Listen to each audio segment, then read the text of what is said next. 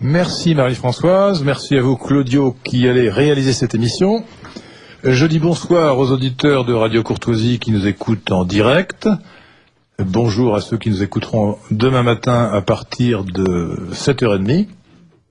Et bonne nuit à ceux qui, noctambules, insomniaques ou travailleurs de la nuit, nous écouteront à partir de 2h du matin. L'actualité est riche en événements et nous consacrerons la deuxième partie de ce libre journal à notre maintenant traditionnel rendez-vous politique de la réinformation. Et nous aurons notamment à parler du sondage qui met Marine Le Pen en tête, nous aurons à parler de la diplomatie de M. Sarkozy et de l'avenir de M. Kadhafi et d'autres sujets encore. Mais pour l'instant, je voudrais vous inviter avec moi à participer à une discussion sur le sujet que j'estime sans doute, sans aucun doute, le plus important. Les origines historiques et les origines tout court de la crise de l'Église. J'ai déjà traité ce sujet en partie avec mes deux invités, l'abbé Guillaume de Tanoirne et Philippe Prévost, le 21 février.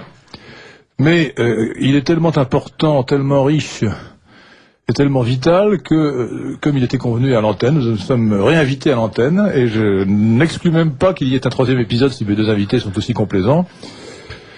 Je vous ai dit, chers amis auditeurs de Radio Courtoisie, que, je vous l'ai dit le 21 février, je vous le répète, que l'on soit catholique très actif, très fidèle, ou qu'on le soit un peu moins, même qu'on ne soit pas catholique du tout, la crise de l'Église catholique est pour la France, pour la civilisation occidentale, pour le monde, un sujet essentiel dont il faut essayer de démêler les causes.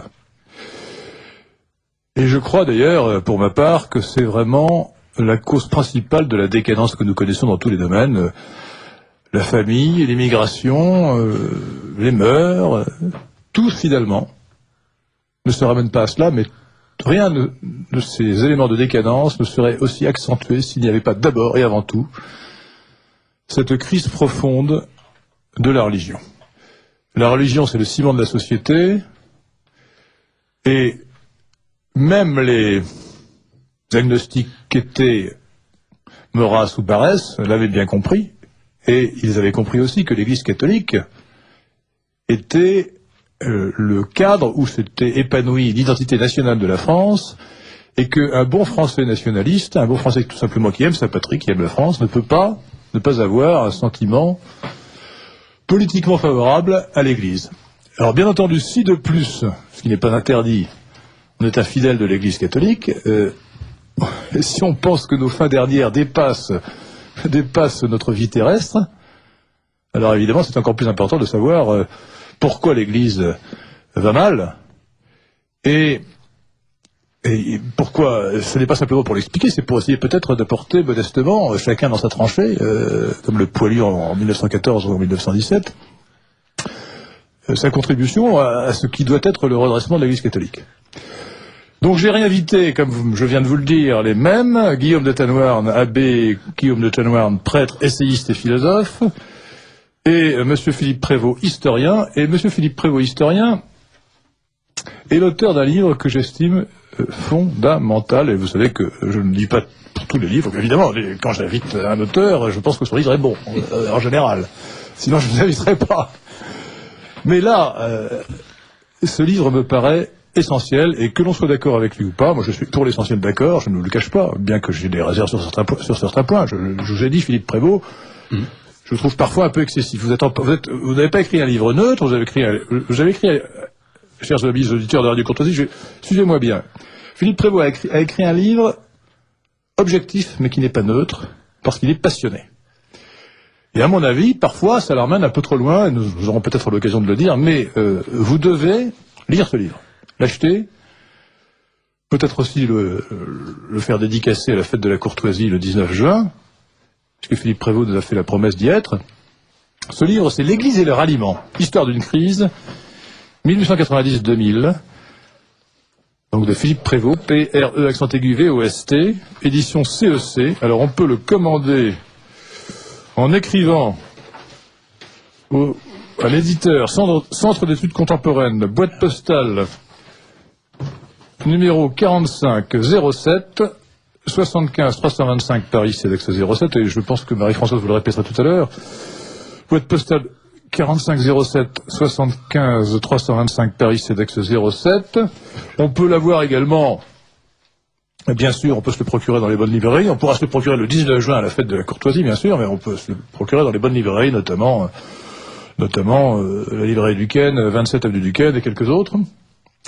C'est France Livre. Alors oui, nous dirons tout à l'heure les signatures. Hein. Donc il y a bientôt des signatures que fait notre ami Philippe Prévost, mais ça les annonces nous les ferons à la fin. Et nous n'oublierons pas d'ailleurs également, puisque la dernière fois c'était passé à l'as, cher Abbé. Oui. Il faut absolument annoncer votre conférence sur le Paris de Pascal. Nous le ferons tout à l'heure. Dites la date quand même. C'est jeudi prochain. Alors je crois que c'est le. Bon, oui, nous le dirons tout à l'heure, mais n'oubliez pas à la fin de me le rappeler. À la fin, c'est-à-dire à 19h20. De me le rappeler pour que nous n'oublions pas de donner les informations. Alors, résumé des épisodes précédents, c'est-à-dire résumé de ce que nous avions dit la dernière fois. D'abord un constat. Le constat, c'est celui de la crise de l'Église elle-même. Alors, il y a beaucoup de choses à dire, mais le livre de Philippe Prévost dit l'essentiel en quelques mots. Retenons simplement, pour mesurer l'étendue extraordinaire de la crise de l'Église catholique, la baisse du nombre des ordinations sacerdotales de prêtres séculiers. On était vers 1900, autour de 1800 par an. 1800 ordinations sacerdotales de prêtres séculiers par an en France. Nous ne parlons que de la France pour l'instant. Pendant la période 1913-1914, ce qui coïncide, je suis obligé de le dire, avec le pontificat de Saint-Pilice, il va y avoir pratiquement une division par deux. Oui, mais ça c'est pas à cause du pontificat. Non, mais attendez, pour l'instant, les faits, ce sont les faits. On passe de 1800 à 825 en 1913. 1800 en 1900, 825 en 1913, c'est-à-dire quand même une division par deux, c'est considérable. Ensuite, ça se maintient à peu près à ce niveau-là, avec des ondulations bien sûr, jusque dans les années 1950. Et ensuite, sous le pontificat de Pie XII, deuxième baisse, deuxième chute. Et on passe de 1000 environ en 1950 à 567 en 1966. Donc une nouvelle division par deux. En 1966, c'est le lendemain du Concile Vatican II, le 21e Concile écuménique, qui s'est fini en 1965. Et là ensuite, là c'est plus une division par deux, c'est la chute, c'est une division par 10. Ouais. On passe de 500 ou de 600 à 60 par an aujourd'hui. Voilà l'état des lieux. Alors, cet état des choses catastrophique, parce que l'Église catholique repose sur le clergé. S'il n'y a pas de prêtre, il n'y a pas d'église, il n'y a pas de sacrement. Ouais. C'est le principe même de l'Église catholique. Donc cet état des choses catastrophique, à quoi est-il dû? Alors, la thèse fondamentale de Philippe Prévost, que pour moi il démontre et qui est une thèse plutôt originale, consiste à dire, je parle sous son contrôle bien sûr, que de même que la Révolution française de 1789 s'explique, certes par les événements qui ont eu lieu en 1789 et dans les années qui ont suivi, mais aussi par toute la préparation du philosophisme qu'on appelle abusivement la philosophie des Lumières au XVIIIe siècle, et par un certain nombre de facteurs, d'autres.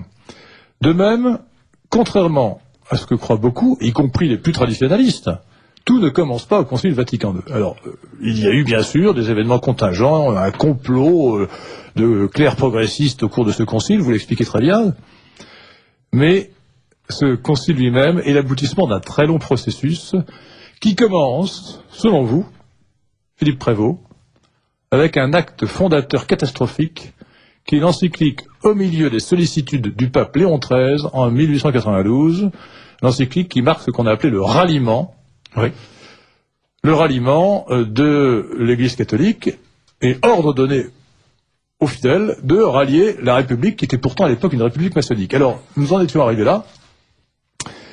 Et ce qui me paraît important, si vous voulez, c'est que vous dites très bien, c'est ce que j'ai appelé la complicité d'opposition. Croire que tout se ramène au Concile Vatican II, cette explication, dites-vous Philippe Prévost, avait l'avantage d'être simple et de rencontrer ce que disaient d'un côté les progressistes et de l'autre les traditionnalistes. Puisque pour les uns, Vatican II était le commencement de tout, et pour les autres, le début de la catastrophe. Quand on y réfléchit un peu, les deux points de vue, bien que totalement opposés, se rejoignaient. Autrement dit, notre émission, notre discussion, est difficile parce qu'elle va heurter les convictions de pratiquement tout le monde, ce qui n'est pas la meilleure situation pour... Bon, ce qui est un signe d'intelligence, peut-être, après tout, hein. Peut-être. En tout cas, nous allons essayer d'être intelligents, et en tout cas, nous allons demander à ceux qui ne sont pas convaincus de se reporter au livre de Philippe Prévost, si notre discussion ne leur suffit pas, et elle ne leur suffira pas, parce que bien entendu, dans un livre, il y a beaucoup plus que de ce qu'on peut dire à l'antenne. Mais je crois que la démonstration est tellement forte qu'elle emporte la conviction, en tout cas elle a emporté la mienne, et que quand on sort de ce livre, de la lecture du livre de Philippe Prévost, et peut-être de la discussion, enfin de l'audition, de l'écoute que vous aurez fait de nos émissions de Radio Courtoisie avec lui, avec l'abbé de Tannouarn, eh bien, on comprend que les choses sont plus complexes, plus profondes, et plus difficiles par conséquent à régler. Ouais. Alors, Philippe Prévost, à ce stade, reprenez, parce que les auditeurs de Radio Courtoisie n'étaient pas forcément là le 21 février à vous écouter, expliquez-nous en quoi le ralliement de 1892 vous paraît une très mauvaise chose pour l'Église et aussi pour la France et pour l'ensemble de l'Occident. Ben, déjà, le ralliement de 1892, vous comprenez, le ralliement en soi ne pose pas de problème. D'ailleurs, de toute façon, au XIXe siècle, les catholiques français s'étaient ralliés à peu près à tous les régimes. Regardez, ils avaient accepté tout à fait le consulat lorsque le premier consul a eu l'intelligence de faire le concordat. Ils ont accepté l'Empire, jusqu'au moment, bien sûr, où Pie VII a été emprisonné. Ils ont accepté la Restauration, mais ils ont accepté aussi, avec un peu plus de difficulté, bien sûr, le régime de Louis-Philippe. Ils ont accepté la Seconde République. Donc il n'y avait pas une hostilité a priori au régime républicain, de même qu'ils ont accepté aussi le Second Empire. Ils ont accepté absolument tout. Mais ce qui se pose, c'est qu'ils sont en face d'une république qui ouvertement lutte contre l'Église et lutte contre leur foi. Philippe Prévost, rappelons, vous le dites très bien dans votre livre, l'Église et le ralliement, qu'en 1848, donc c'était la Seconde République, elle était plutôt pro-catholique, la Seconde République. Tout à fait. Et que tout s'est très bien passé à l'époque. Donc ce n'est pas la République en soi, in abstracto, c'est la République maçonnique, anticléricale, antireligieuse. Exactement. N'oubliez pas qu'en 1848, les curés bénissent les armes de la liberté. Enfin, c'est très révélateur. Il y a pas. Alors qu'est-ce qui change en 1875 ? Ça me paraît très important de souligner que la fameuse idée de la guerre des deux France n'est pas aussi simple qu'on le dit. Et que, par exemple, Michel Vinocq, pour citer des noms, va le proclamer, voire le prêcher. Effectivement, l'Église n'est pas du tout toujours anti-régime. Et je dirais même au contraire, elle est toujours du côté du régime en place. Elle est toujours du côté du manche, quel que soit le manche. Oui, hélas. Mais c'est ce qui s'est passé au XIXe siècle. C'est ce qui s'est passé au XIXe siècle. Alors, il faut distinguer deux choses, cher Philippe Prévost, cher abbé de Tannouarn, sur ce point. Il y a d'abord, peut-être un risque d'opportunisme, tout simplement de réalisme politique. L'Église n'a pas de raison, puisque son but c'est de sauver les âmes, de s'ingérer dans les questions strictement politiques. Et on peut penser cela. Et puis il y a aussi, ce que dit saint Paul très bien, c'est qu'il y a un principe d'obéissance ou de respect des autorités constituées. Oui, l'Église n'est pas anarchiste. Saint Paul, il faut bien comprendre la position de Saint Paul. Oui, position de Saint Paul, il ne dit pas accepter tous les régimes, il dit simplement, parce que je crois que les premiers chrétiens ont été tentés justement par l'anarchisme et commençaient à refuser, sous prétexte qu'on n'avait pas adoré l'empereur, ils commençaient à refuser de payer l'impôt ou à se soumettre aux juges, et Saint Paul leur dit bien, attention, si vous faites le bien, vous n'avez pas à craindre les juges. Si vous faites le bien, pourquoi refuseriez-vous l'impôt ? Vous devez participer, évidemment, aux dépenses communes. Alors, c'est ça qui est capital. Saint Paul n'a jamais dit acceptez tout. Il ne s'agit pas de tout accepter, mais c'est vrai que Henri de Lesquen a raison. Il y a un principe fondamental dans l'Église, qui est rappelé aussi par saint Pierre dans sa première épître. Soyez soumis à toute autorité, même lorsqu'elle est pénible. Non mais ce que je veux dire, pas l'opposition quand c'est là que c'est subtil à Dieu. C'est là que c'est subtil. Alors c'est là que c'est subtil et le livre de Philippe Prévost montre bien les subtilités. Il y a un préjugé, disons, favorable de l'Église pour les autorités constituées. Et c'est ce qui explique ce que vous venez de rappeler avec l'abbé de Tanoir de Philippe Prévost, que au fil du XIXe siècle, la France, l'Église a respecté ou admis les régimes successifs, et Dieu sait s'ils ont été nombreux au XIXe siècle, sans trop s'émouvoir de ces changements de régime. En revanche, il y a eu un problème considérablement nouveau lorsque le régime constitué est devenu celui de la Troisième République, 1875, après le départ de MacMahon. C'est un régime qu'il fût opportuniste ou radical, un régime foncièrement anticlérical. Je crois que c'est, je ne sais plus quel était le ministre opportuniste qui disait, on va avoir une campagne électorale, on va leur donner à manger du curé. Autrement dit, l'anticléricalisme était politiquement payant dans beaucoup de régions de France, à une époque où les femmes ne votaient pas, je le rappelle. Oui. Donc c'était du fanatisme, mais ça pouvait être aussi l'intérêt électoral des gens qui se présentaient aux élections. Philippe Prévost. Et bien sûr, c'est évident. D'ailleurs, Maurras l'a dit, ce qui est populaire en France, ce n'est pas tellement l'antimonarchisme, c'est l'anticléricalisme. Maurras l'avait très bien vu. Alors, qu'est-ce qu'il y a de nouveau ? C'est pour ça que quand Léon XIII faisait semblant de croire que les monarchistes, en luttant pour la religion, luttaient pour eux, luttaient dans leur intérêt, ils se trompaient lourdement. Expliquez-nous, vraiment, il faut que nous comprenions bien, et avec nous les auditeurs de Radio Courtoisie, ce qu'il y a de nouveau fondamentalement dans cet ordre de ralliement qui avait suivi le fameux toast d'Alger du cardinal Lavigerie, le fondateur des Pères Blancs. Entre parenthèses, le paradoxe, c'est que si je m'abuse, Monseigneur Lefebvre était bien... il était père du Saint-Esprit. Ah, excusez-moi, je confonds. Ce sont des congrégations assez proches, en fait, des congrégations missionnaires. Je croyais que c'était un Père Blanc. Non, autant pour moi.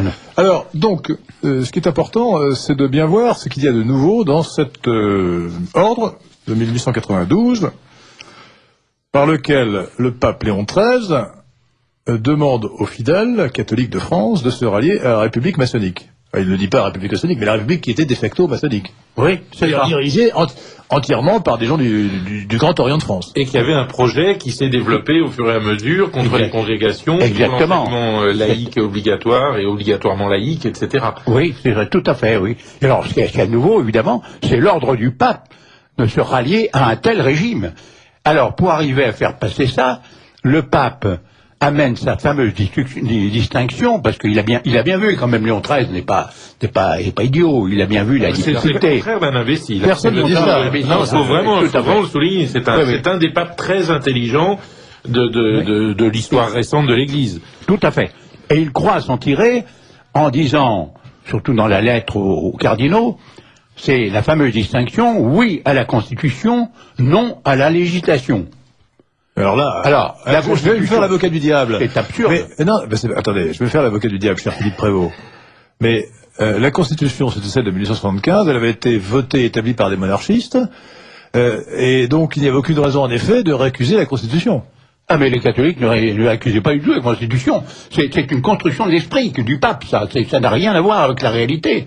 Hein, comme disait Édouard Drummond, si on avait demandé aux catholiques d'être là à midi pour se faire botter les fesses devant la préfecture, eh bien les catholiques, pour ne pas faire attendre monsieur le préfet, seraient arrivés à midi moins le quart. Alors attendez, donc les catholiques n'étaient pas des révolutionnaires. Je vais donner la citation que vous faites. Je ne sais pas très bien de quel livre vous l'avez tiré, je crains le pire, mais Édouard Drummond, c'est en page 74 de votre livre, Philippe Prévost, l'Église et le ralliement.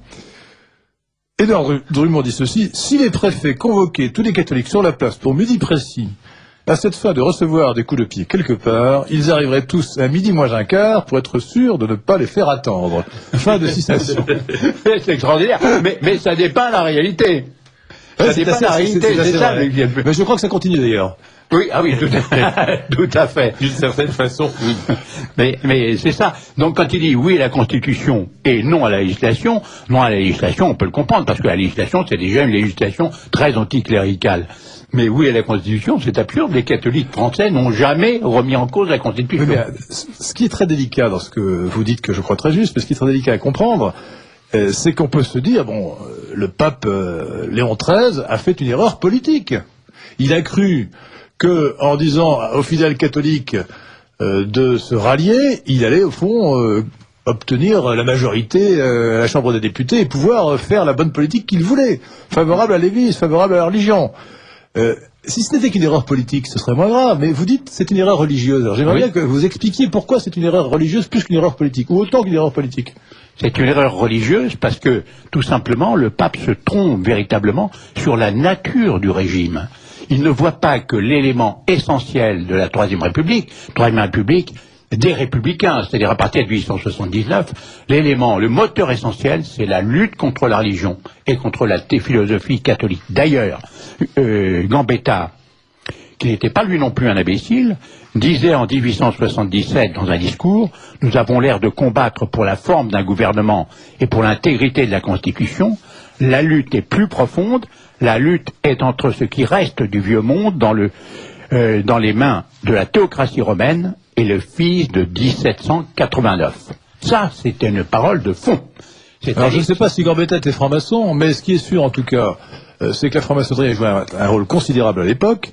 Et vous dites très bien, en plusieurs endroits, que les obédiences maçonniques étaient une contre-église, un contre-clergé. Vous parlez même d'une église de la Révolution, et vous parlez du maçonnisme comme une nouvelle religion. Et je crois que pour bien comprendre, pour avoir une bonne intelligence de ce qui s'est passé, ou de ce qui continue peut-être en partie à se passer, c'est que la France a connu une autre forme de la guerre de religion. Ça n'était plus les protestants, qui jouaient un certain rôle évidemment, qui s'opposaient au catholicisme, c'était le maçonnisme, qui est une religion séculière, mais une religion aussi, en réalité. Sous ces oripeaux de philosophie, c'est une religion qui combattait la religion catholique. Au XIXe siècle, les maçons étaient persuadés que les gens ne seraient heureux que quand les églises auraient été remplacées dans chaque village par des temples maçonniques. Donc il fallait substituer une religion à une autre. Avec cette différence, évidemment, vous me permettrez de le rappeler, que le temple maçonnique ne s'adresse qu'aux initiés, c'est-à-dire à l'équivalent des prêtres, si j'ose dire. En tout cas, qu'il y a des hommes à l'époque. De plus qu'il y a des hommes. Et encore, pour beaucoup, encore aujourd'hui. Mais oui, c'est vrai. Mais il s'agit quand même essentiellement de la mutation du Grand Orient de France. Ce que vous décrivez, c'est la charte du Grand Orient de France. Enfin, le Grand Orient de France, son article 2 qui rend facultatif la croyance en Dieu et qui, au nom de ce caractère optionnel de la croyance, enfin, qui va vouloir imposer ce caractère optionnel de la croyance à tout le monde finalement, et faire de ce caractère optionnel de la croyance la religion dominante, ce à quoi finalement ils sont bien parvenus, je pense, on peut le dire. Oui, tout à fait. Ce qui fait la franc-maçonnerie, qui à l'origine était ouverte aux chrétiens quand elle a été fondée au XVIIIe siècle en on dit Angleterre. Même qu'à ses origines écossaises, il y avait les stuartistes, il y avait des catholiques.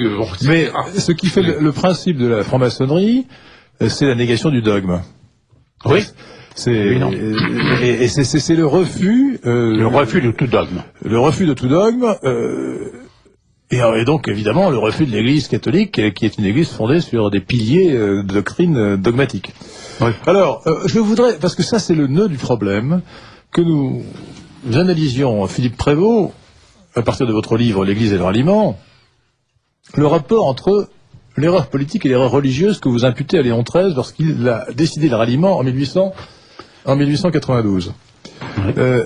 Parce que il se trouve qu'à l'époque, il y avait et toujours maintenant peut-être, il y avait une corrélation entre les opinions politiques et les opinions religieuses. Les gens de droite étaient plus souvent catholiques que les gens de gauche, et les catholiques étaient plus souvent de droite que les athées ou les agnostiques. Ou les à l'époque, il faut dire que tout ce qui était catholique pratiquement était monarchiste. Il n'y avait aucun problème, et tout ce qui était anticlérical était républicain. Quoi. En gros. Bon, il y avait quelques exceptions, bien sûr. Mais il y avait même beaucoup d'exceptions, parce que le ralliement a quand même été soutenu par une partie du clergé. Donc, dans le clergé. Oui, le ralliement a été soutenu par une partie du clergé, parce que, en particulier à Paris d'ailleurs, mais parce que le clergé était déjà très libéral. Avait déjà. Donc vous voyez qu'il n'y avait donc pas d'identification. C'est-à-dire, non, il y avait une identification, mais disons que le substrat était déjà vermoulu, quoi. C'est-à-dire que la pensée théologique était déjà très. Mais ce que je voudrais, c'est que nous comprenions bien quelle est votre thèse, et si vous avez choisi d'ailleurs entre plusieurs hypothèses, parce qu'on pourrait dire, bon, il se trouve qu'il y a une simple relation statistique, et que en obligeant les fidèles à se rallier, on a poussé, en dehors, sinon de l'Église, du moins des centres de décision de l'Église, les plus traditionnalistes, ou les moins tentés par le progressisme, parce qu'ils n'étaient pas de gauche et parce qu'ils étaient souvent monarchistes. Et donc il pourrait y avoir une conséquence purement factuelle, de corrélation entre l'opinion politique et l'opinion religieuse. Ou bien est-ce que c'est plus profond, ou bien pensez-vous que l'obligation qui était faite politiquement aux gens de se rallier à un régime qui combattait la religion impliquait, selon vous, une espèce de relativisme religieux, déjà, ou un germe de relativisme religieux? Ça entraîne forcément c'est la question. Un relativisme religieux. Quand vous obligez les gens à faire le grand écart, c'était évidemment impossible de s'en tirer sans un certain relativisme. Car, que demande Léon XIII? Il demande finalement aux catholiques de conserver leur religion. On ne va pas dire le contraire. Mais en même temps, il leur demande dans la pratique, dans la vie politique, c'est-à-dire dans la vie pratique, de se rallier à une république qui est foncièrement hostile à eux et à la religion. À la religion, surtout pas seulement à eux, mais foncièrement hostile sur le plan théologique à la religion. Comment voulez-vous arriver à faire le grand écart comme ça? C'est absolument impossible. Alors, quelle est votre analyse, abbé de Tanoirne, sur cette question que je voudrais poser? Erreur politique, erreur religieuse, y a-t-il une corrélation quelconque? Est-ce que c'est simplement une conséquence humaine, ou bien est-ce que c'est plus profond? Non, je crois qu'effectivement c'est plus profond. Je pense que depuis le XVIe siècle, il y a cette émergence d'une puissance nouvelle qui est une puissance absolue et que Hobbes définit comme le Dieu mortel, l'État. On parle aujourd'hui de l'État-providence. Bref, il y a une dimension religieuse finalement dans cette croyance en la toute-puissance de l'État. Et ce qui se passe à la fin du XIXe siècle, c'est que sous l'influence d'un certain nombre de groupes de pression, en particulier maçonniques, cette religion de l'État va être présentée comme la religion dominante et obligatoire, comme la religion civile, au sens de Jean-Jacques Rousseau, qui doit dominer en France, le catholicisme, quant à lui, devenant une sorte d'option. C'est-à-dire que la religion civile républicaine est obligatoire. Si tu veux être catholique, c'est possible. C'est de plus en plus folklorique, mais au fond, ça ne met plus en jeu la question fondamentale de la vérité. Ça met uniquement en jeu la question: est-ce que j'ai envie? Est-ce que ça correspond à mes racines, à mes valeurs, à mes goûts, etc. Et si on dit, est-ce que le catholicisme correspond à mes racines, à mes valeurs, à mes goûts, au lieu de se dire, est-ce que je détiens avec la parole du Christ une vérité, eh bien, on sort de la foi catholique réelle et on entre dans une espèce de recomposition moderne de la foi qui est une recomposition, j'allais dire, d'emblée décomposée. Oui, ce n'est quand même pas pour rien qu'on appelle le XVIIIe siècle le siècle des Lumières, par opposition à l'évangile, au dernier évangile de Saint Jean, qu'on lit à la messe, qui dit que le Christ est la lumière du monde. Alors, sur ce point, je diverge de vous, cher Philippe Prévost.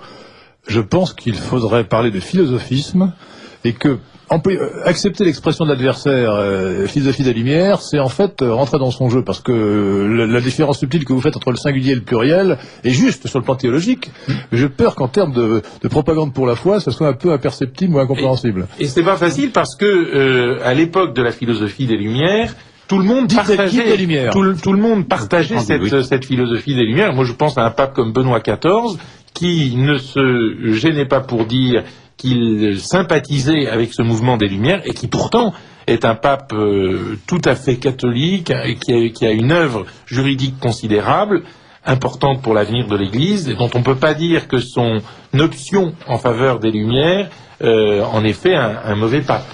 Marie-Françoise. Vous écoutez Radio Courtoisie, le libre journal d'Henri de Lesquen, qui reçoit en première partie d'émission pour parler des origines historiques de la crise de l'Église, Guillaume de Tanoirne, prêtre, essayiste et philosophe, et Philippe Prévost, historien. Un auditeur, je suis le porte-parole de pas mal d'auditeurs qui attendent ce soir les quelques mots de réconfort qui s'imposent, vu les circonstances. Alors, arrêtons-nous peut-être sur cette question. Je suppose que les circonstances, c'est l'affreux raz-de-marée qui a eu lieu au Japon et qui a tué des milliers et des milliers de gens. Une catastrophe épouvantable. Et Et puisque je vous tiens, monsieur l'abbé, je vous interroge, en fait, vous savez que, puisque nous parlions du philosophisme du XVIIIe siècle, vous vous souvenez que Voltaire avait fait le procès de l'Église en général, et de Leibniz en particulier, à propos du tremblement de terre de Lisbonne. Dieu, comment... Et donc la question qui se pose depuis l'origine, et qui a suscité beaucoup d'hérésies, quand on répond mal à cette question, c'est pourquoi y a-t-il le mal alors que Dieu est bon et infiniment puissant, et tout-puissant. Unde malum, comme disait Tertullien, pourquoi y a-t-il le mal? Et lorsqu'il y a une catastrophe comme celle-là, alors qui nous rappelle évidemment notre petitesse humaine, qui nous ramène à nos justes proportions, n'est-ce pas un défi à la bonté divine qui peut ébranler la foi des catholiques? Je dirais, si quand il y a une catastrophe comme celle qui a eu lieu et qui peut-être aura lieu, parce qu'il faut être extrêmement prudent dans ce domaine, et les choses sont épouvantables, qui a eu lieu au Japon, on peut se dire que finalement, s'il n'y a pas la perspective de la vie éternelle, si la vie c'est uniquement l'espace de temps que l'on a à passer ici-bas, eh bien le monde est horriblement injuste et Dieu est effectivement un tyran. Si, ne serait-ce que de supporter cela alors qu'il aurait le pouvoir d'y mettre fin, par hypothèse. Mais si on accepte de considérer que l'existence dépasse le cadre spatio-temporel dans lequel on en a l'expérience immédiate, et si on accepte de considérer que chacun d'entre nous, nous avons été créés non seulement avec un capital vie temporel, mais avec un capital vie éternel, alors je dirais cette injustice s'estompe. Parce que ce qui est véritablement important pour chacun, il y a plus, c'est d'assurer cette vie éternelle. Et comment l'assurer? C'est l'évangile de la messe d'aujourd'hui. J'avais faim et vous m'avez donné à manger. J'avais soif et vous m'avez donné à boire, etc. Donc il me semble, c'est terrible à dire, parce que surtout quand on est dans cette perspective, qu'on voit ces images à la télévision, je dois dire que voilà, la violence des flots et qui est une image de la violence du mal, on peut être effrayé.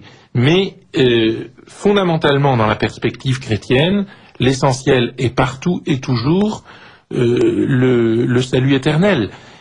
Et si nous voyons les choses, comme dit Spinoza, qui n'est pas un chrétien très très orthodoxe, sub specie eternitatis, sous l'aspect de l'éternité, nous les voyons autrement. Il est sans doute unitarien, Spinoza.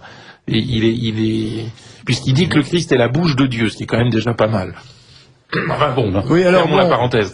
Relisez cette deuxième question qui vient d'arriver, qui pose sur le même sujet, parce que je pense que l'abbé de Tanoir n'a pas tout dit de ce qu'il pouvait dire. Oui, un auditeur donc nous dit « Je combats la persécution des chrétiens en Égypte, en Inde, au Vietnam, au Nigeria, mais je voudrais que l'abbé de Tanoir dise si Dieu est bon et tout-puissant, pourquoi tolère-t-il des catastrophes comme au Japon?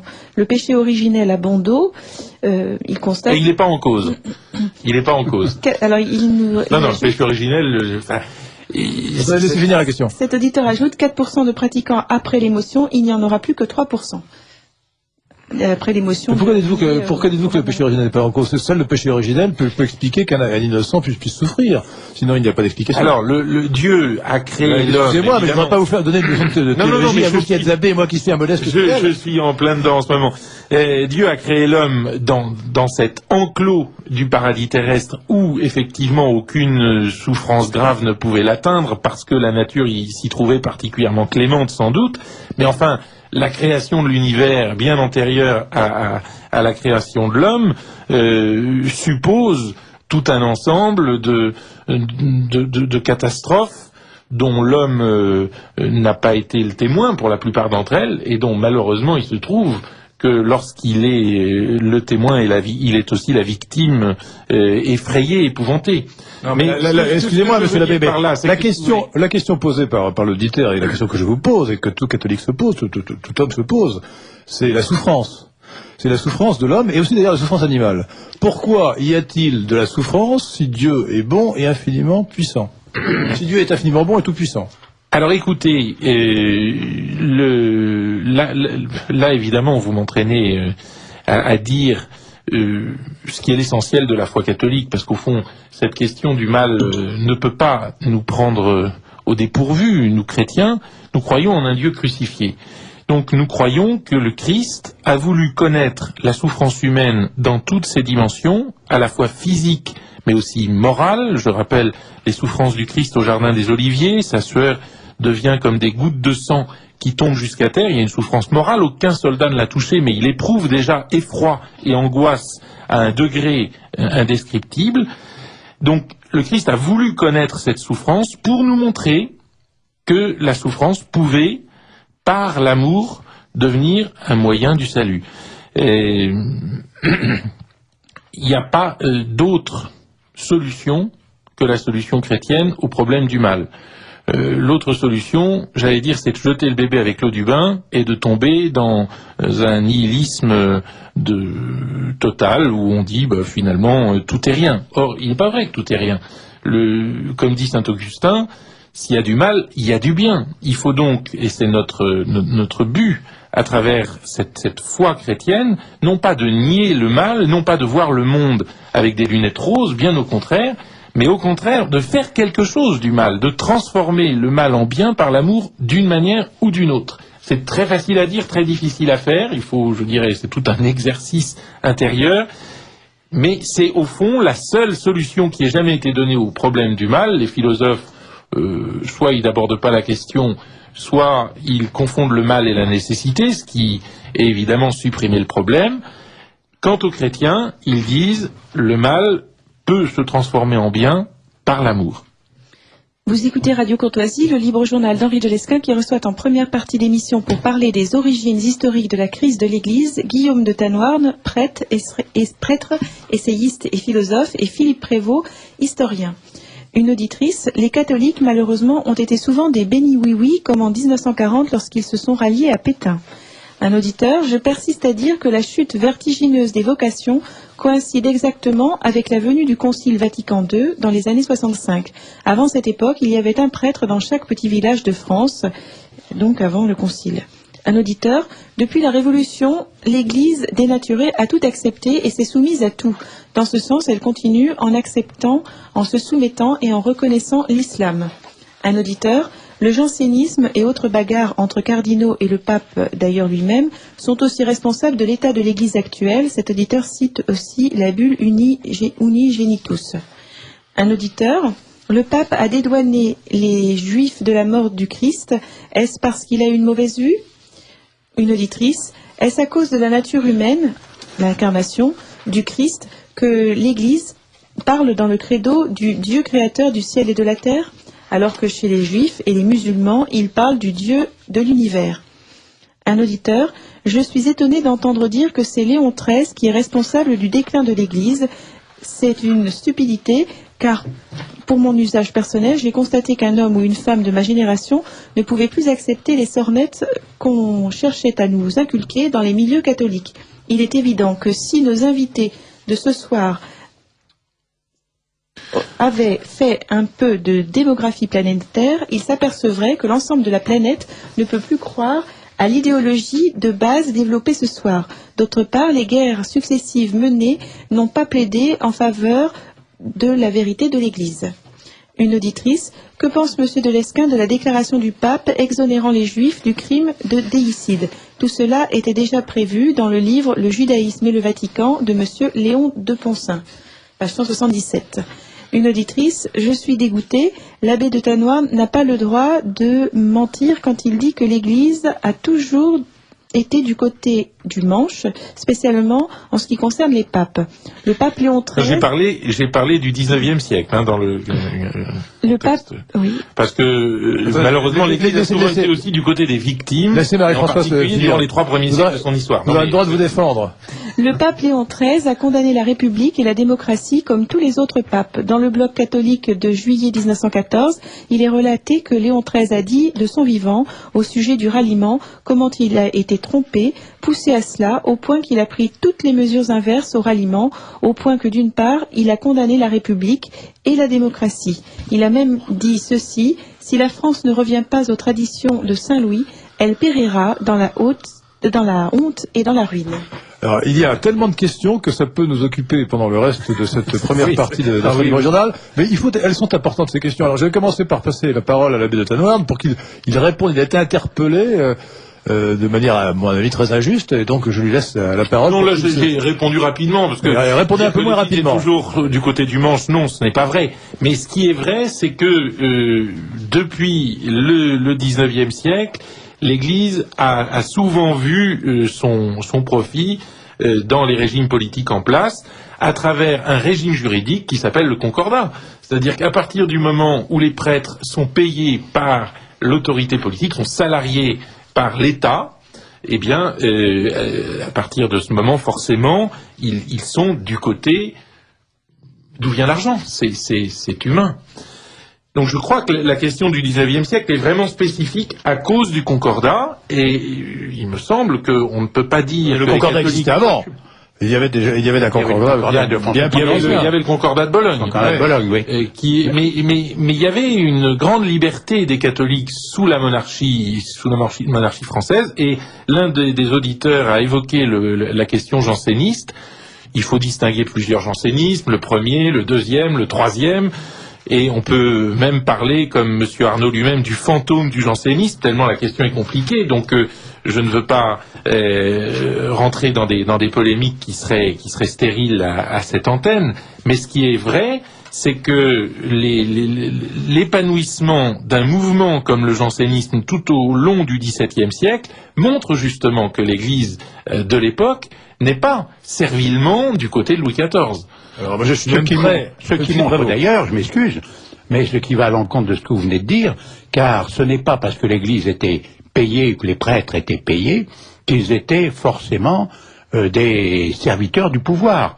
Je vous rappelle quand même qu'au XIXe siècle, vous avez vu des gens comme Monseigneur Pie, qui étaient une grande indépendance vis-à-vis du pouvoir. Car moi, je pense personnellement qu'aujourd'hui, l'Église est composée de mendiants, et ça ne leur permet pas du tout d'avoir une indépendance vis-à-vis des pouvoirs. Il y avait une véritable indépendance du cardinal Pie, mais il y avait de sa part un grand respect de l'autorité de Napoléon III en l'occurrence. Oui, mais alors qu'il était monarchiste légitimiste. Tout à fait. Mais ça n'empêchait pas de dire ce qu'il pensait. Alors un mot seulement sur le jansénisme, ça mériterait une émission à part. Oui, mais dans les origines lointaines de la crise dont vous parlez, et ça remonte bien au-delà de Léon XIII, moi je n'hésite pas à dire, mais ce serait peut-être le seul sur cette table de mon avis, que la persécution terrible des jansénistes au XVIIe siècle est une de ces causes-là.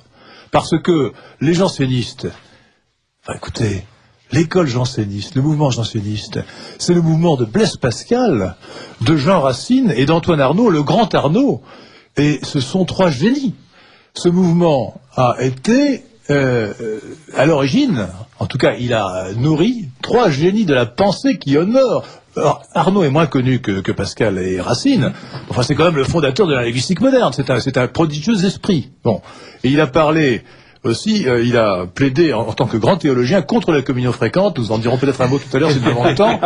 C'est un sujet, non mais bon, les auditeurs ne comprennent pas votre rire, mais c'est parce que la communion fréquente me paraît être un sujet de débat et qui est peut-être à l'origine de la crise de l'Église. Pour amener de l'eau à votre moulin, Pierre Chaunu disait que c'est le billet de confession donc imposé au milieu du XVIIIe siècle à toute l'élite parisienne et qui devait certifier n'être pas janséniste, ou en tout cas n'être pas recevoir la bulle unigenitus contre les jansénistes. C'est ce billet de confession qui a commencé la déchristianisation de Paris. C'est dans Mourir à Paris qui est un des gros ouvrages de... Vous voyez, donc le simple fait qu'on ait voulu caporaliser l'Église parce que les jansénistes pensaient librement, n'étaient pas tout à fait... aussi monarchistes qu'ils auraient dû être, peut-être. Mais ils l'étaient quand même. Les Arnauld étaient foncièrement des juristes. Oui. Ils ont polémiqué contre les protestants, etc. Et malgré ça, on les a... Franchement, écoutez, l'Église, qui est censée être une institution de charité, n'a pas traité les jansénistes avec charité. Je n'hésite pas à le dire. Et quand je vois... Alors c'est vrai que c'est le premier jansénisme dont je parle, mais les immenses génies qui sont nés dans cette école de pensée, je me dis que la persécution des jansénistes est peut-être pour quelque chose dans la décadence de l'Église qui a suivi dès le XVIIIe siècle, où le mouvement janséniste étant marginalisé est tombé dans des excès ridicules avec les convulsionnaires de Saint-Médard. Et alors que on ne refait pas l'histoire, et notamment l'histoire religieuse, mais imaginez que le jansénisme ait été accepté comme une école de pensée parmi d'autres. Enfin, on peut être thomiste ou augustinien, on est quand même catholique. Bon, et il y a eu une intolérance à l'intérieur de l'Église qui, je pense, a stérilisé la pensée et a été un grand mal causé à la pensée religieuse. Et alors le problème aujourd'hui, c'est qu'il suffit de parler de péché originel, de grâce. Le péché originel et la grâce, quand même. Sans ces deux piliers, je ne vois pas quelle est la prédication chrétienne. Eh bien, il suffit de parler de péché originel, il suffit de parler de grâce, ou il suffit de parler de communion fréquente, ou pas fréquente, de mettre en cause, je dirais, le self-service de la communion, si vous me placez cette expression. Mettez une pièce. J'avais pas vu self-service. Libre service de la communion. Faites la quête. Il suffit de cette mise en cause pour qu'on se fasse traiter de janséniste. Voilà, j'espère que les auditeurs de Radio Courtoisie ont entendu la pièce tombée dans le cochon. Voilà, et je crois que ça a vraiment paralysé la réflexion théologique aussi, cette condamnation. Parce que une théologie où dès qu'on parle de la grâce, du péché originel ou de la communion plus ou moins fréquente, on se fait traiter de janséniste, est une théologie d'unijambiste, pour le moins. Alors, nous arrivons à un point très important que nous n'aurons pas le temps de développer peut-être, mais je pense que le traditionnalisme aujourd'hui, celui de la plupart des clercs de la fraternité Saint-Pédisme ou des autres fraternités qui sont traditionnalistes, est en fait un traditionnalisme qui s'est constitué au XIXe siècle, et sous Léon XIII, et qui est marqué par les décisions que Léon XIII a prises à l'époque. Ce n'est pas un traditionnalisme qui existait auparavant. Et donc c'est un traditionnalisme qui est semi-traditionnaliste. Et en particulier, si vous voulez, mon affirmation n'est pas gratuite, en particulier, il faut savoir, on ne le sait pas assez, que les ultra-royalistes, qui étaient pourtant traditionnalistes en général dans tous les domaines, sous la Restauration, étaient gallicans. Et d'ailleurs, ils combattaient les jésuites en tant que gallicans. Oui. C'est donc l'ultramontanisme qui consiste à dire que toute l'Église doit être soumise, périndée à cadavère, comme le sont les jésuites, comme un cadavre, au pape. Cet ultramontanisme qui s'est appuyé évidemment sur la proclamation du dogme de la faillibilité pontificale, en oubliant évidemment que ce dogme n'a été mis en œuvre que, je crois, à 2 reprises ou 3 reprises. Attendez. Oui, c'est ça. 2 reprises. L'Immaculée Conception, l'Assomption. 2 fois seulement. 2 fois. Et peut-être le fait qu'on ne puisse ordonner validement les prêtres que des hommes, puisqu'il y a un document de Jean-Paul II qui a toutes les conditions de la faillibilité. Alors 3 fois peut-être. Dans l'ordre, etc. 3 fois peut-être la faillibilité du magistère a été engagée, et seulement 3 fois. Le reste du temps, le pape n'est pas infaillible, et notamment lorsqu'il s'exprime dans un livre qui signe d'ailleurs Joseph Ratzinger, où il exprime son analyse, son exégèse de l'Évangile. Bon, alors peut-être maintenant, avant de parler de ça, il y a les grandes luttes effectivement entre les gallicans et puis les romanistes, quoi. Les ultramontains. Les ultramontains pendant tout le XIXe siècle. Et pourquoi est-ce que les gallicans ont été battus finalement? C'est en grande partie parce que le syndic de l'Église, celui qui lui donnait sa force politique et autre, c'était le roi. Le roi a disparu. Et en France, tout au moins, je parle pour la France évidemment, le syndic de l'Église est devenu le pape. Excusez-moi, mais je me demande s'il n'y a pas une raison purement technique. Ça vous paraîtra peut-être saugrenu, mais les communications. Figurez-vous que à l'époque de Louis XIV, il fallait au moins une semaine à un coursier pour transporter une lettre de Rome à Paris. À partir du moment où il y a le chemin de fer et le télégraphe, la tentation du centralisme et de la centralisation de l'Église devient très grande. Le pape s'imagine qu'il peut, comme le Gosplan soviétique, pardonnez-moi de cette horrible comparaison très irrespectueuse, tout planifier depuis le Vatican. Et l'Église est entrée dans une espèce de jacobinisme clérical à partir du XIXe siècle, parce que le pape, et le pape, bien sûr, derrière le pape, la curie, les apparatchiki du Vatican se sont mis à se dire qu'ils allaient avoir la possibilité, le pouvoir sur toute l'Église, dans le monde entier. Pour les auditeurs qui distinguent pour les auditeurs de Radio Courtoisie qui distinguent Vatican II de cette longue période de latence qu'on essaye de décrire depuis 1892 et le ralliement. Ce qui est intéressant, c'est qu'effectivement à Vatican II, l'ultramontanisme hérité en partie de Vatican I et en partie de l'histoire récente de l'Église a en quelque sorte volé en éclats au bénéfice d'un épiscopalisme. Et cela, à partir du moment où, en 1964, un document du Concile Vatican II a supprimé unilatéralement le caractère inamovible des curés. C'est-à-dire que l'Église était une monarchie de monarchie, avec un monarque tout en haut, et puis des monarques jusqu'en bas, chacun étant le roi de son propre destin, et chacun étant responsable de lui-même dans l'Église. Hein. Donc, peuple de rois, comme on le lit toujours dans l'épître de Pierre d'ailleurs, la première de Pierre. L'Église était un peuple de rois, était une monarchie de monarchie. Aujourd'hui, il faut bien reconnaître, depuis Vatican II, et précisément depuis 1964, l'autorité dans l'Église, c'est l'autorité épiscopale, puisque il n'y a plus le contre-pouvoir des curés inamovibles, et qu'au contraire, les curés sont nommés pour 6 ans renouvelables, etc. Donc, il me semble que cette évolution politique interne de l'Église induit une distinction fondamentale entre le processus qu'on essaye de déterminer avec vous, Philippe Prévost, entre 1892 et 1962-64, et puis ce qui vient après. Bien sûr, il y a une rupture. Politiquement, la figure est différente. Oui, il faut bien voir qu'au XIXe siècle, le pape essaye de reprendre dans l'ordre spirituel ce qu'il perd dans l'ordre temporel. Alors j'aimerais quand même que vous répondiez, Philippe Prévost, à la question d'un auditeur qui exonère Léon XIII, le pape Léon XIII, donc qui est mort en 1903, si je ne m'abuse, de l'accusation que vous portez contre lui, l'accusation historique et politique et religieuse. Je crois qu'il y a de la part de cet auditeur un manque d'information. Non, pas forcément. Mais il confond un petit peu deux choses. C'est-à-dire que le pape Léon XIII, à la fin de sa vie, effectivement, publie Gravesse et Communis. Vous en parlez dans votre livre. Une encyclique fondamentale. Oui, vous en parlez dans l'Église des Ralliements. Mais qui malheureusement est une encyclique qui n'aura pas beaucoup de répondants, c'est-à-dire qui n'aura pas beaucoup d'impact. Qui condamne le système républicain avec lequel, pourtant, 10 ans auparavant, Léon XIII avait demandé aux catholiques... Parce que Léon XIII s'est aperçu, mais un peu tard, il est comme le renard en face des raisins, il s'est aperçu, mais un peu tard, que les raisins étaient verts, c'est-à-dire que ce qu'il demandait aux catholiques était absolument impossible, et que son grand projet, car Léon XIII quand même a un projet derrière, ce qu'il voudrait, c'est que les catholiques ralliés avec les républicains modérés fassent un grand parti et changent la législation antichrétienne. Et il s'est aperçu que tout ça, il est en train d'échouer complètement.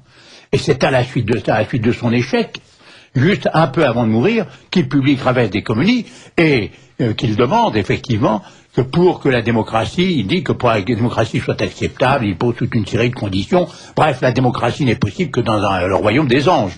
Bon. Alors là, évidemment, ça c'est tout à fait différent.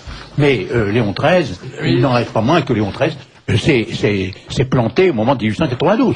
Dans une décision politique. Mais c'est vrai qu'il faut insister auprès des auditeurs pour dire que l'œuvre écrite de Léon XIII, son magistère, est une œuvre très intéressante, critiquable sous certains angles. Peut-être qu'on peut critiquer Rerum Novarum, Henri de Lesquen, je crois, n'y manquerait pas.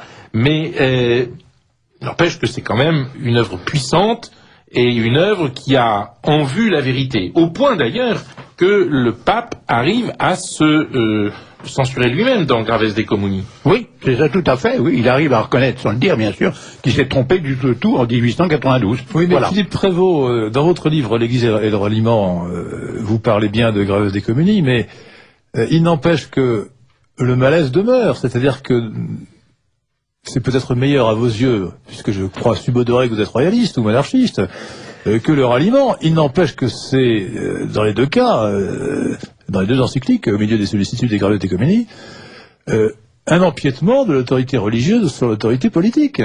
Et n'est-ce pas cela qu'il faut dénoncer, et que d'ailleurs vous dénoncez dans votre livre L'Église et le Ralliement, Philippe Prévost, sous le nom de cléricalisme. Autrement dit, ce cléricalisme réel n'a-t-il pas nourri et donné des armes à l'anticléricalisme qui était en fait un antichristianisme? C'est absolument évident. Je résume bien votre pensée. C'est absolument évident que le cléricalisme donne des armes aux anticléricaux et que le pape aurait mieux fait de s'abstenir de se mêler de questions politiques qui ne sont pas de son domaine. Alors, nous allons maintenant parler de l'invention de la doctrine sociale de l'Église dans quelque temps, mais je voudrais quand même répondre à l'auditeur qui parlait du dernier livre du pape sur qui, selon la presse et selon le CRIF lui-même, exonère les Juifs de la responsabilité, de toute responsabilité dans la mort de Jésus. Ça, c'est extraordinaire. Alors, il faudra peut-être en parler ultérieurement. Je vais quand même donner quelques éléments. Je signale d'ailleurs aux auditeurs de Radio Courtoisie qu'ils ont une discussion sur le sujet dans l'excellent Daoudal Hebdo de notre ami Yves Daoudal. Je recommande la lecture de cet hebdomadaire, bien que je ne sois pas toujours d'accord avec ce que dit Yves Daoudal, mais c'est toujours intelligent et toujours très bien informé, très bien... C'est remarquable.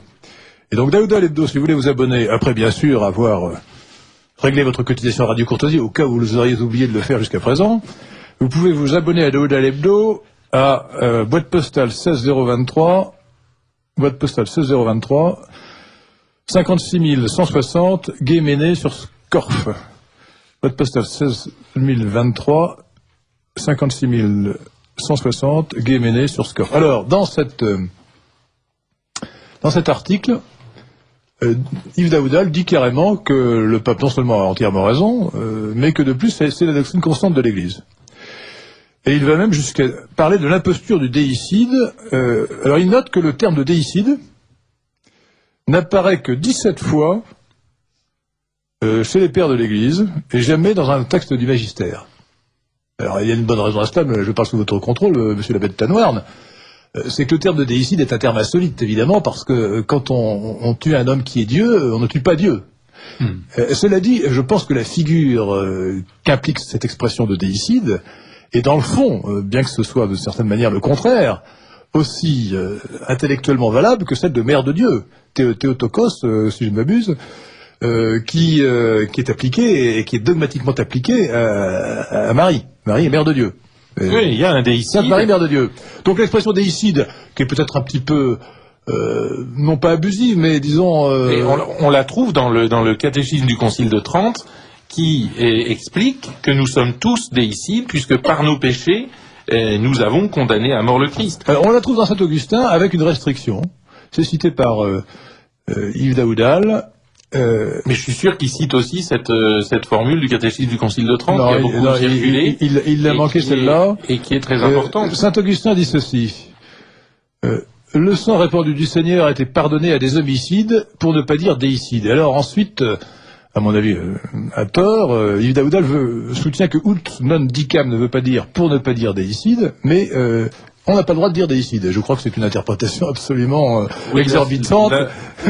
Oui, là, c'est sans doute un petit peu pousser le bouchon. Alors, les choses me paraissent assez claires en ce qui concerne, je parle évidemment, je ne voudrais pas discuter ce qui est dans le livre du pape qui signe Joseph Ratzinger en l'occurrence, mais lorsqu'on regarde l'évangile, il y a quand même des phrases qui sont extrêmement nettes. Il y a notamment tout l'évangile de la Passion selon saint Jean. Oui, hein, tout à fait. Alors, moi je vais donner quelques extraits quand même pour les auditeurs de Radio Courtoisie qui pourront aller se reporter à la Bible, à l'évangile. Commençons peut-être par l'évangile de la Passion selon saint Matthieu, chapitre 27, à partir du verset 22. Pilate leur dit, alors il s'adresse aux Juifs, « Que ferai-je donc de Jésus qu'on appelle le Christ ? Ils disent tous qu'il soit crucifié. » Il reprit, « Quel mal a-t-il donc fait ?» Mais il criait plus fort qu'il soit crucifié. Voyant alors qu'il n'aboutissait à rien, mais qu'il s'ensuivait plutôt du tumulte, Pilate prit de l'eau et se lava les mains, en présence de la foule en disant, c'est un geste juif d'ailleurs. « Je ne suis pas responsable de ce sang, à vous de voir. » Et le verset 25 dit ceci, « Et tout le peuple répondit, que son sang soit sur nous et sur nos enfants. » Verset 25, « Et tout le peuple répondit, que son sang soit sur nous et sur nos enfants. » Et le commentaire de la Bible de Jérusalem, c'est que c'est une expression biblique traditionnelle par laquelle le peuple accepte la responsabilité de sa condamnation qu'il réclame. Et le pape, dans son livre qui vient de paraître sur Jésus, a quand même un peu de mal avec ce verset 25, et tout le peuple répondit que son sang soit sur nous et sur nos enfants. Il ne l'explique pas vraiment, il l'interprète en disant ça veut dire, enfin je ne sais plus très bien ce qu'il dit, mais il n'arrive pas vraiment à réfuter l'imputation très claire d'une responsabilité collective sur le peuple juif. Et puis il y a, me semble-t-il, de manière aussi évidente, l'évangile de la Passion selon saint Jean. Alors je ne peux pas tout lire, mais il y a notamment ce passage où Pilate dit à Jésus, ta nation m'a livré à moi. Ta nation. Pas les prêtres qui étaient là, ou pas les autorités sacerdotales. Ta nation m'a livré à moi. Et le plus caractéristique pour moi et qui règle la question sur l'essentiel. Et ce verset 7 du chapitre 19 de l'Évangile selon saint Jean. Les Juifs répliquèrent à Pilate. Oui, Pilate dit, c'est le verset précédent, « Moi, je ne trouve pas en lui de motif de condamnation. » Verset 7, les Juifs lui répliquèrent, « Nous avons une loi, et d'après cette loi, il doit mourir parce qu'il s'est fait fils de Dieu. Nous avons une loi, et d'après cette loi, il doit mourir parce qu'il s'est fait fils de Dieu. » Et la Bible de Jérusalem renvoie à Lévitique, chapitre 24, verset 16, qui dit, « Qui blasphème le nom de Yahvé devra mourir. » Autrement dit, pour un Juif orthodoxe d'aujourd'hui en 2011, Jésus de Nazareth était un imposteur qui se prétendait le Messie alors qu'il ne l'était pas. Sinon, il ne serait pas juif, il serait chrétien, s'il pensait l'inverse. Et si ce juif est orthodoxe et non pas réformé, il considère que, idéalement, la loi juive, la halakha, doit s'appliquer, et donc que la condamnation à mort de Jésus était nécessaire, légitime et juste. Aujourd'hui en 2011. Tout à fait. Et c'est ça qui était... Donc ce n'est pas une responsabilité collective. Ce n'est pas une responsabilité juridique. Seuls ceux qui étaient sur place et qui ont demandé la mort de Jésus sont responsables et ils sont morts depuis longtemps. Mais tous les juifs d'aujourd'hui qui sont orthodoxes et qui considèrent que la loi juive doit s'appliquer ne peuvent que considérer, alors ils ne le diront pas, mais dans leur fort intérieur, que la condamnation de Jésus était légitime. Voilà la vérité.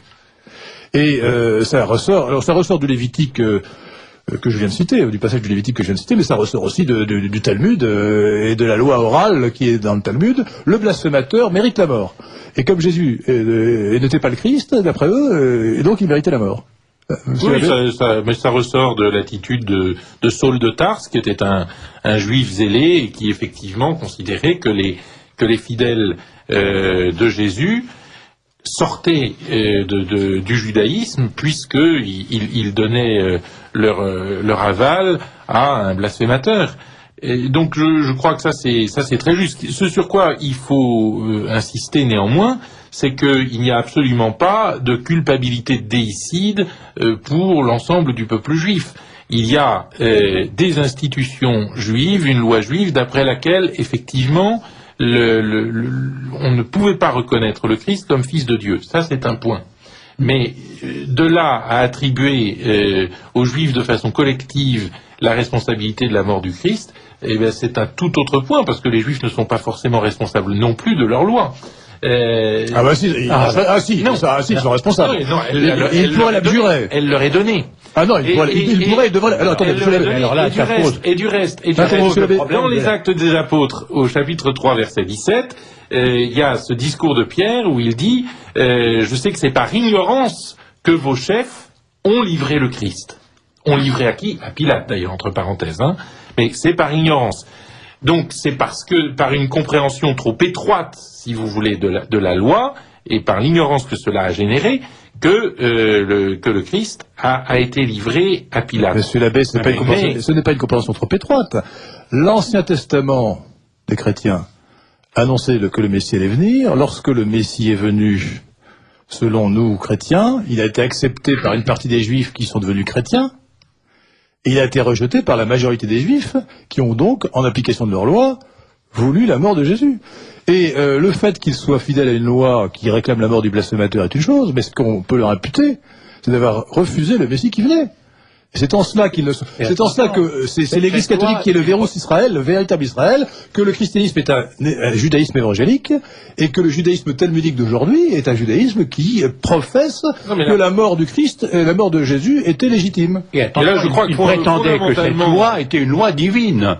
Bien sûr. C'est la loi mosaïque. Mais je crois que là-dessus, fondamentalement, on est d'accord et qu'il n'y a pas besoin de dresser les drapeaux sur les terrasses, que même un juif comme Giorgio Agamben aujourd'hui, dans le temps qui reste, reconnaît tout à fait que Paul n'est jamais qu'un juif qui interprète les prophéties et que le problème du judaïsme post-chrétien, c'est qu'il mute. Après la destruction de Jérusalem, après la destruction du temple, il n'y a plus de culte. Le pape insiste d'ailleurs là-dessus dans son livre aussi. Et donc le judaïsme se rétrécit à sa composante pharisienne. c'est-à-dire au culte de la loi. Mais c'est pour ça que je vous parle de compréhension étroite de la loi, parce qu'il y a des juifs qui ont cette compréhension étroite de la loi, et d'autres pour lesquels, comme les Esséniens par exemple, les textes prophétiques restent importants. Sachant que puisque vous parlez des pharisiens qui sont à l'origine du judaïsme talmudique d'aujourd'hui, celui de Richard Praskier, le président du CRIF, ou du grand rabbin Gilles Bernheim, ce judaïsme talmudique est un judaïsme qui repose sur la loi orale, sur ce qu'ils appellent la loi orale, la loi transmise par les rabbins, qui supplante en fait la loi écrite de la Torah.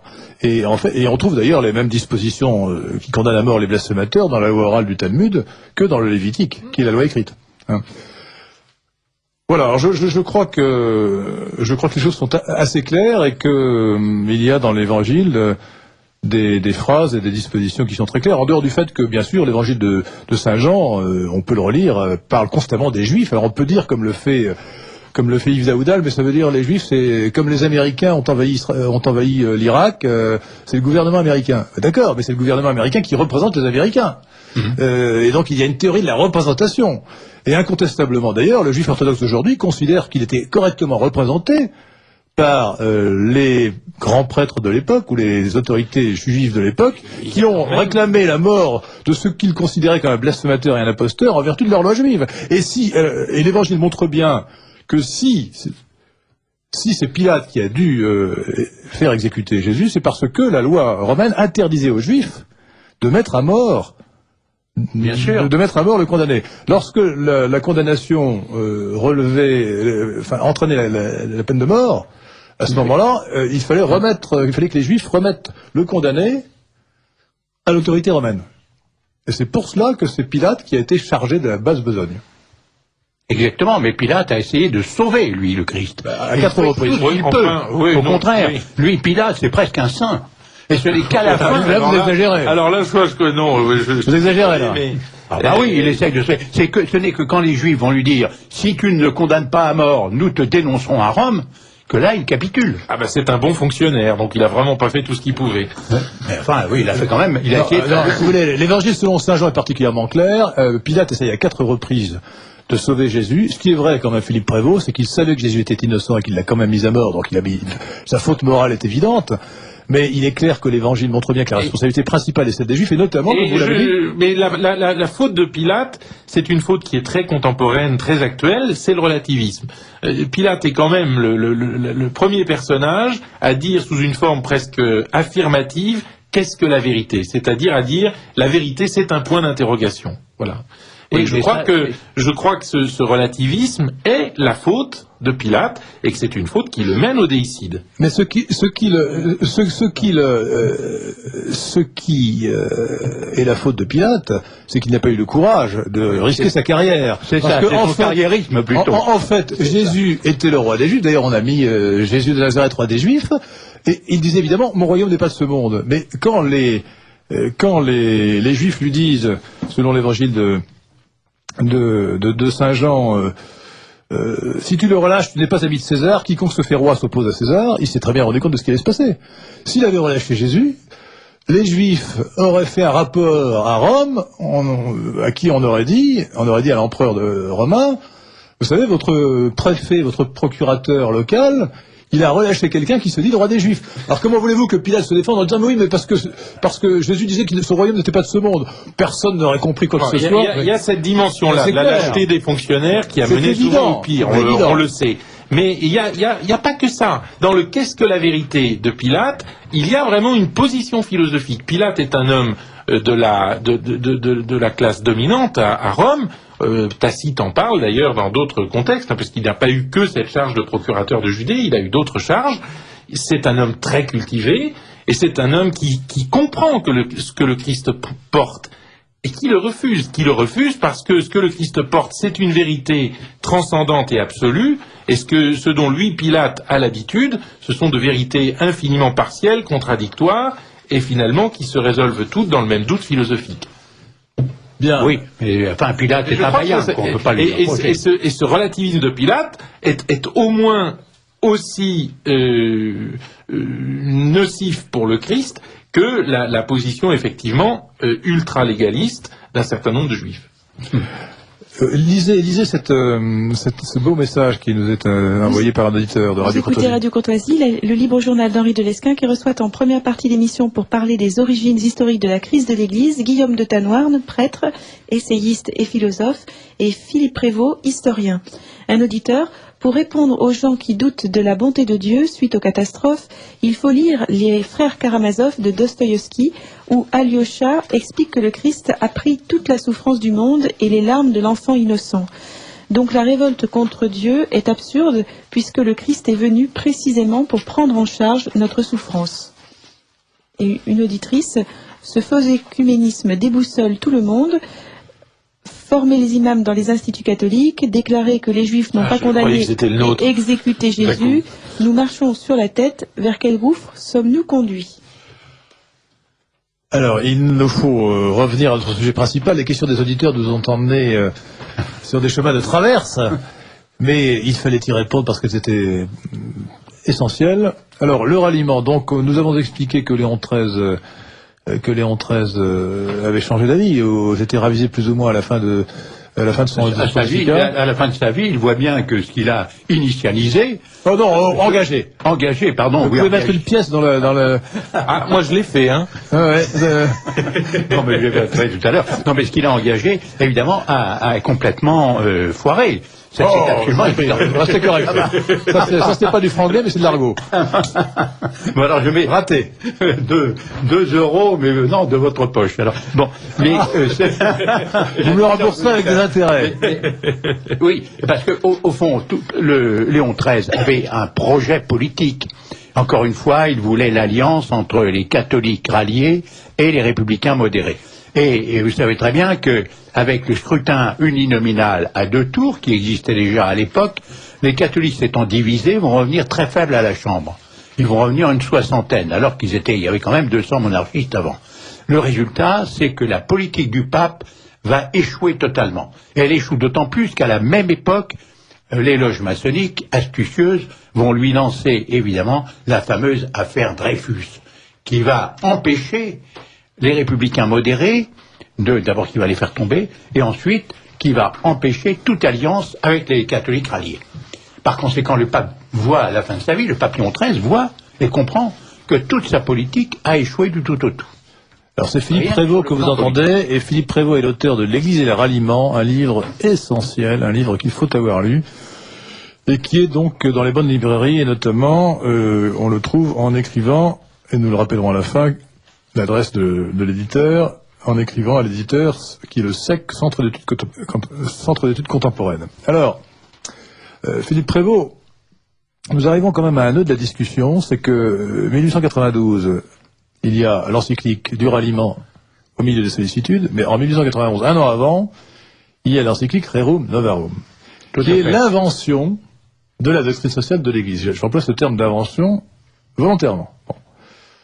Et je vous trouve un peu, cher Philippe Prévost, dans votre livre « L'Église et le ralliement » en contradiction avec vous-même, parce que d'un autre côté, vous dénoncez à juste titre et à bon droit le cléricalisme, entre guillemets, de ce pape qui veut étendre son influence à l'infini dans le domaine politique et qui veut capitaliser les fidèles en leur disant ce qu'ils doivent penser en matière politique, et pas seulement en matière religieuse.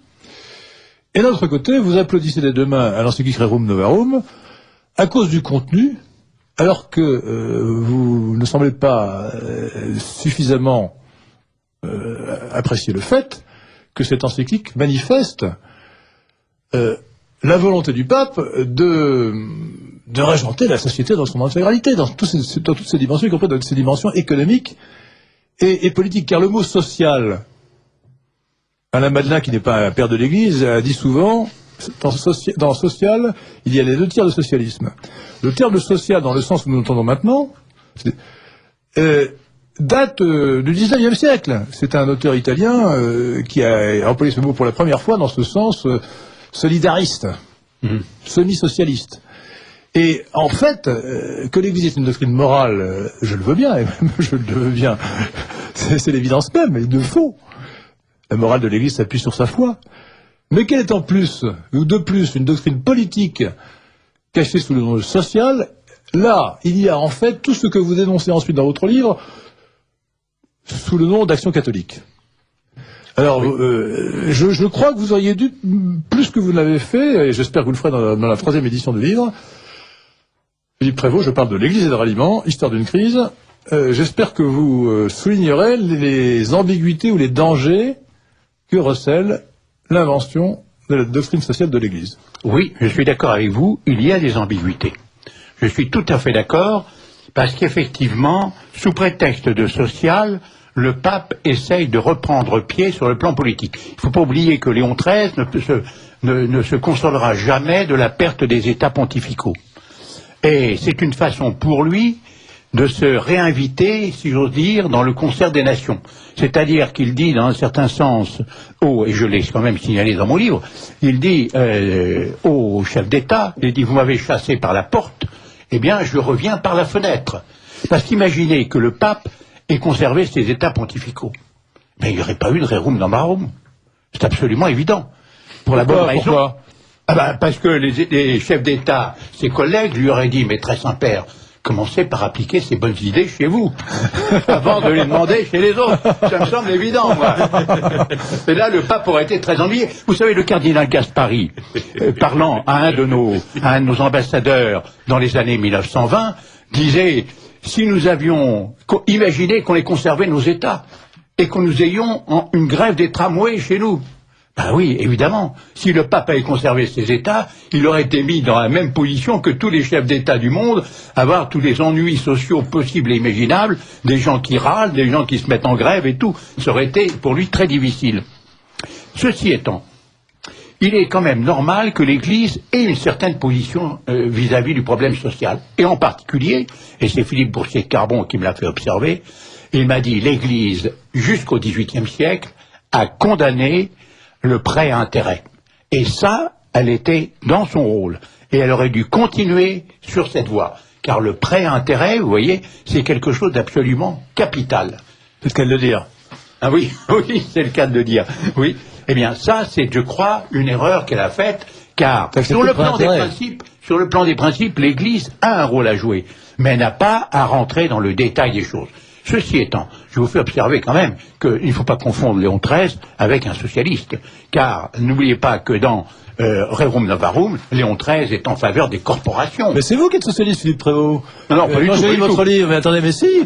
Vous dites du bien d'Albert Demain, qui était un socialiste, qui proposait une sorte de délire socialiste. Albert Demain était un type très bien. Albert Demain et la socialiste étaient des gens très très bien. Qu'est-ce qu'il y a de mieux chez les socialistes? Il défendait les ouvriers. Non, mais c'est normal. Les ouvriers, écoutez, la Révolution française supprime, par la loi, le Chapelier supprime toute possibilité pour les ouvriers, c'est-à-dire pour les plus faibles. C'est merveilleux. C'est ça, c'est-à-dire que les syndicats, c'est merveilleux. Voyez les dockers de Marseille, le syndicat, c'est vraiment merveilleux. Il faut défendre les syndicats et les pouvoirs des syndicats. Non, mais attendez-vous. Non, attendez, ça n'a rien à voir. Mais si, le corporatif dont vous parlez, ce sont les dockers de Marseille qui expliquent que le port de Marseille est rétrogradé au 37e rang des ports européens. Mais pourquoi? Parce que l'État français n'a pas le minimum de courage pour dire à tous ces gens-là, écoutez, arrêtez, ça suffit, vous êtes des gens foutres. Hein, je vous en prie, écoutez, non, restons polis. C'est vrai. C'est très beau, ne vous enthousiasmez pas. Non, mais le port de Marseille est un scandale. Bon, mais ça, c'est le résultat de la politique gaulienne de 1945. En fait, nous sommes sur un chemin de traverse. Parce que ce que je veux vous dire, moi, ça n'est pas qu'il ait eu raison ou pas d'écrire ce qu'il disait. Le problème n'est pas la qualité de l'opinion qu'il défendait, que ce pape défendait dans son encyclique. Le problème est que, comme pape, il a pris position sur un sujet qui n'était pas un sujet religieux. Et c'est ça qui est extrêmement grave. Et c'est ça qui définit le cléricalisme que, par ailleurs, que d'autre part, vous combattez et dont vous dénoncez les risques. Mais il est normal quand même que le pape prenne le parti des plus faibles. Hein? Moi, je crois, j'estime ça normal, tout à fait normal. Hein, quand le pape va, par exemple, à Jérusalem, le mieux qu'il aurait fait, c'était aussi d'aller à Gaza, hein, pour défendre véritablement les malheureux qui sont dans un véritable camp de concentration. Ça, il aurait dû le faire. Le pape doit prendre le parti des plus faibles. Ça, je suis pour le... Oui, mais ça, c'est pas une doctrine sociale. La doctrine sociale, c'est vraiment une conception d'ensemble de l'organisation de la société. Bon, et d'ailleurs, le pape... Si je peux, Monsieur l'abbé de Tanoirne. Si je peux essayer de dire quelque chose sur ce sujet, je crois... Et moi, je me fonderai sur le livre d'Alain Besançon qui s'appelle La confusion des langues, qui est un livre un peu ancien, mais toujours très précis, comme tout ce que fait Alain Besançon. Il me semble que ce que fait Léon XIII, ce n'est rien d'autre que de rappeler le droit naturel des sociétés. C'est-à-dire que Léon XIII ne prend pas de parti politique, et lorsqu'il conseille tel ou tel moyen social, il le fait avec beaucoup de recul. Il n'impose pas une formule sociale. Celui qui va imposer une formule sociale, et en particulier celui qui va imposer la formule des corporations, suite à l'expérience fasciste italienne des années 30, suivez mon regard, c'est Pie XI. C'est Pie XI qui impose une formule politique finalement et sociale, qui impose un certain nombre de principes. Quant à Léon XIII, c'est un thomiste, et il est clair qu'il n'y a pas eu beaucoup de papes thomistes au XIXe siècle. Hein. C'est le premier pape thomiste, c'est un pape qui croit à l'existence d'un droit naturel, qui croit à l'existence de principes fondamentaux régissant la prospérité des sociétés humaines, et qui rappelle et se contente de rappeler ces principes. Ces principes, c'est que par exemple, pour faire une société, il faut des familles. C'est clair que qu'une société d'individus, ça ne marche pas. Alors, ce genre de la palissade, Léon XIII s'en fait effectivement le héros. Et le rappel, c'est la palissade, parce qu'elles sont oubliées, parce qu'on fait comme si, effectivement, la société était une société d'individus, alors que ça ne fonctionne pas. C'est un exemple, on peut en... Je crains, Marie-Françoise, que nous n'ayons pas le temps de lire les messages et surtout d'y répondre. Y a-t-il des messages que vous voudriez citer parmi d'autres Oui, peut-être celui d'un auditeur. Ne pourrait-on pas considérer que la mort du Christ n'est pas si grave? Cette mort-là n'est pas irrémédiable puisqu'elle est provisoire et qu'il le savait. Son courage face à la mort ne fut que celui de celui qui sait qu'il ressuscitera. Le Christ est divin, donc pour lui, la mort n'existe pas. Alors nous allons, ce sera la dernière question que nous poserons, et je suis désolé pour les auditeurs de Radio Courtoisie qui en ont posé d'autres. C'est une question évidente, mais gravissime. L'agonie du Christ, c'est avant tout, comme l'a bien expliqué le Père Feuillet dans un livre qui porte ce titre, son combat contre Satan. Et on peut dire que personne n'a été laissé aux mains de Satan comme le Christ. Je pense qu'on ne comprend rien aux souffrances morales du Christ si on oublie ce combat particulier entre lui et Satan. Et le fait, en quelque sorte, que par une volonté divine, son humanité reste comme désarmée devant la puissance que Satan déploie dans l'imagination du Christ, dans sa sensibilité humaine, etc. Donc, les souffrances morales du Christ sont surnaturelles. Voilà, pour être en une phrase. Merci, monsieur l'abbé de Tanoirne. Merci, cher Philippe Prévost. Alors, l'Église et le ralliement aux éditions CEC, on peut le trouver dans les bonnes librairies, on peut le commander pour la modeste somme de 20 €, plus les frais de port, non? Oui, plus les frais de port. Oui. C'est combien? 4 €. Alors, pour 24 €, vous pouvez avoir, en envoyant un chèque de 24 € au Centre d'études contemporaines, vous pouvez avoir le livre en question, l'Église et le ralliement. Il y a 2 dédicaces qui vont avoir lieu avec Philippe Prévost, librairie France Livre, le jeudi 17 mars 2011 à 15 h, librairie Duquesne, vendredi 18 mars 2011 à 15 h, à la librairie Duquesne, 27 avenue Duquesne. La librairie France Livre, c'est l'adresse, je ne me rappelle plus, c'est rue Monge, mais je ne me rappelle plus quelle est l'adresse exacte. Et puis le lendemain, je dédicace à la librairie Duquesne. C'est au début de la rue Monge. Oui, au début de la rue Monge. Oui. La librairie France Livre, c'est 21 rue Monge, Paris 5e, métro Cardinal Lemoine ou Maubert Mutualité. Alors, monsieur l'abbé Guillaume de Tanoirne, qui est docteur en philosophie et directeur du centre Saint-Paul, fait une conférence dans le cadre du centre Charlier, à l'initiative de Bernard Anthony, le jeudi 17 mars à 19h30, précise, au centre Charlier, 70 boulevard Saint-Germain, 75 005 Paris, métro Maubert Mutualité. Et donc, il y a une participation aux frais de 8 €, et c'est à 19h30, 4 €, c'est à 19h30, jeudi 17 mars. Le pari de Pascal, toujours actuel, pourquoi personne ne peut y échapper? Le pari de Pascal, toujours actuel, pourquoi personne ne peut y échapper?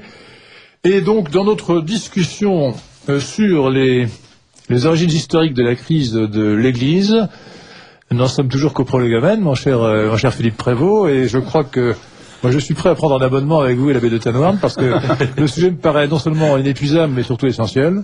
Et donc, il faudra programmer, si vous en êtes d'accord l'un et l'autre, un troisième épisode de ce feuilleton théologico-politique qui me tient à cœur et qui me paraît essentiel. Donc, chers amis auditeurs, monsieur l'abbé Guillaume de Tanoirne, jeudi prochain, 17 mars 2011 à 19h30, au 70 boulevard Saint-Germain, au centre Charlier, et Philippe Prévost, donc Philippe Prévost, deux dédicaces, jeudi 17 mars à 15h à la librairie France Livre, et vendredi 18 mars à 15h à la librairie Duquesne. On peut le commander aussi sur Internet à librairiereligieuse.com. Alors on peut commander aussi par Internet le livre L'Église et le ralliement, Histoire d'une crise de Philippe Prévost, édition CEC, et on peut aussi venir le 19 juin 2011 à la fête de la courtoisie pour rencontrer l'abbé de Tanoirne et Philippe Prévost qui se fera un plaisir et une joie, je parle sous son contrôle, de dédicacer l'Église et le ralliement aux auditeurs de Radio Courtoisie. Merci beaucoup. Et je vous donne rendez-vous dans quelques instants pour que nous parlions du rendez-vous politique de la réinformation.